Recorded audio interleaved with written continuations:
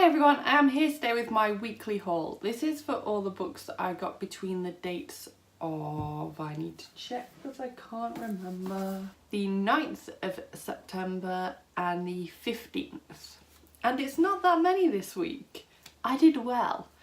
So I've got one physical book, one audiobook and 4 NetGalley books. That is it.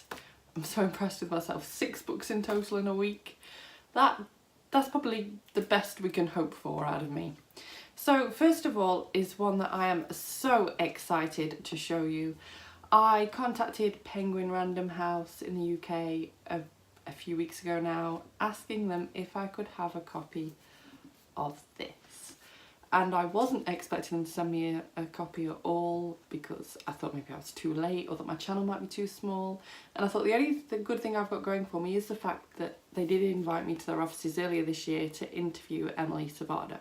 So yes, I have got This Cruel Design, a physical ARC. And it's my first physical ARC that I've ever got other than from like giveaways, so I'm so excited that my first one is a book that I have been highly anticipating since finishing This Mortal Coil. So This Cruel Design is the second book in this Mortal Coil series and I am so excited to check this out. It's so beautiful. Like, if this is what the ARCs are like, just imagine how gorgeous the finished copies are going to be. Even sprayed blue edges. So this series, if you want to wear it, it's a YA dystopian kind of series. And how do I explain it? You know what? I don't know how to explain it. You can check out my review of This Mortal Coil that have already been linked in the cards. And I've also got my interview with Emily Suvada that I'm also going to link in the cards because those videos will do an awful lot better of describing this series than what I can when all I really need in my life is some caffeine, actually. Well, that cup of tea went cold quick. So yeah, I've been really desperate to read this and I'm so happy. It comes out on the 1st of November in the UK, where it comes out the end of October in the US. So I'm hoping to read this sometime in the next week or so, I think. I've got planned what order I want to read books. I also want to reread This Mortal Coil because despite the fact that I read it at the beginning of this year and it's still really fresh in my head, I want to have it at the freshest for when I go into this because I was anticipating it that much. I want to be fully aware of what's going on. So that's that exciting one. Next, I've got a really exciting book. This is the audiobook and it is The 7 Husbands of Evelyn Hugo by Taylor Jenkins Reid. And this is a book that everyone has been reading, so you probably don't need me to say much about it, but what I will say is check out the audiobook. It's absolutely fantastic. The narrators do a fabulous job. It's really well suited to audiobook because of the set out that it is. So if you don't know what this book is, it's about this writer that gets contacted to go and see sort of that almost Marilyn Monroe kind of figure if she'd lived. To go and write a story about her for a magazine, but when she gets there she finds out that she's actually been invited there under false pretenses and that this Evelyn Hugo lady, aka the Marilyn Monroe kind of figure, actually wants her to write her biography. So that from then on you get clips of Evelyn Hugo's life, like the entire thing throughout the book, and it's read like a biography, so it is just like listening to a biography, which I always think are the easiest kind of audiobooks to listen to. So I'd highly recommend checking this out. I've already listened to it. I gave it 5 stars. I'm actually currently working my way through listening to it a second time because it was that good. I just didn't know what to do with myself. I've uploaded a couple of videos about this book. I will link my weekly reading wrap up, which will give you all the info on my actual review side of things. But I've also got a kind of how I felt when I finished this book also linked in the cards because this book ruined me in such a weird and unique way. I just didn't know what to do with myself when I finished it. It was such a bizarre feeling and I loved it, and it's a contender for one of my favourite books of all time, I'd say. Drink more tea since it's going cold. So now on to the books that I received free from publishers via NetGalley. And the first one is The Stranger Diaries by Elly Griffiths. And this is being published on the 1st of November. And of course it's a thriller. I needed to get some thriller bits in here somewhere, didn't I? This is described as a gripping contemporary gothic thriller. And this is about a woman called Claire Cassidy, and she's a literature teacher who specifies in a specific gothic writer. And she teaches a short course on that writer every single year. But then one of her colleagues is found dead, and a line from this gothic writer's works is found by the colleague's body. So this obviously leads to investigations that probably circle a little bit around her, and she probably also feels really scared that it might be someone who knows her, because otherwise why else would that be there? Because it's going to be some sort of link. So Claire starts writing in a journal, but then a journal entry enters in there that she didn't write. So she ends up terrified. This sounds actually terrifying. I can't wait to get to this one. Next we have a book that I've been seeing around a little bit here and there, as it's a popular YA author, so it's definitely appeared on a few people's channels, and this is The Dreadful Tale of Prosper Redding by Alexandra Bracken.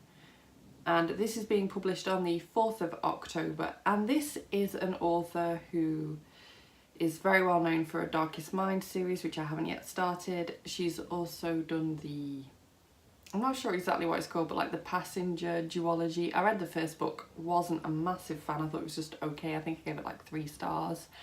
So I'm interested to see how I feel about this one.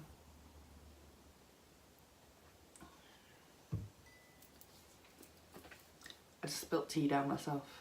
Uh-oh. So apparently Prosper is the only unexceptional Redding in his remarkable family. And apparently there's an 800-year-old demon currently living inside of him. And this demon is called Alistair, and he doesn't want to be banished back to the demon realm, and he's trying to do anything to trick Prosper into kind of keeping him here, basically. And Prosper has only got a few days to break the curse, and that seems impossible, and there's some feisty witch in training that can help him. That's all I know. I literally picked it up because it was Alexandra Bracken, and I've seen such varying things with her work, and so I'm kind of just checking random stuff out by her at this point. Next we have The Confectioner's Guild, which is the first book in the Confectioner Chronicles, and this comes out on the 23rd of October. I was drawn to this because of this cover. Just look at that cover. It's gorgeous. So this description as well, after I read this, I was like, oh my god, I need to read this book. It's such a weird one. And this is actually considered YA sci-fi fantasy, but I think it's also got a bit of thriller in there. So this is about a magic cupcake, a killer, and the perfect recipe for murder. So this is about a character called Wren, and she knew that her sweet treats that she bakes can kind of create wonders, but she didn't realise that they were magical. Just as she's discovered that they are magical, she doesn't have time to properly think about this, because the head of a prestigious confectioner's guild falls down dead before her after eating her cupcake that's supposedly been poisoned. So now she's facing murder charges in a magical world that she doesn't understand, and she needs to find out who the killer was, or else she will get her head chopped off by an axe, basically. And so they are then on a hunt to try and find out who framed her before her time runs out. The final book I've got in this week's haul is Forget Me Not by A.M. Taylor. And it's obvious why I picked this one up. It's another thriller. The cover doesn't tell you an awful lot, but all the same it had me intrigued, like all those broken bits of glass and the fact that it says, "What happened to Nora?" So this comes out on the 5th of October.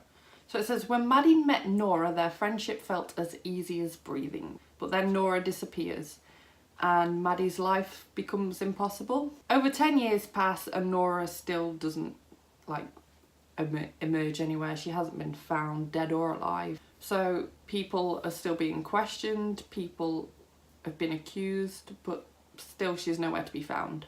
But then 10 years later, in the same spot that Nora went missing, Nora's little sister's body is found. And so Maddie's obviously convinced that this is no coincidence, and goes on to try and find out who killed Nora's little sister and where is Nora. So this seems quite intriguing.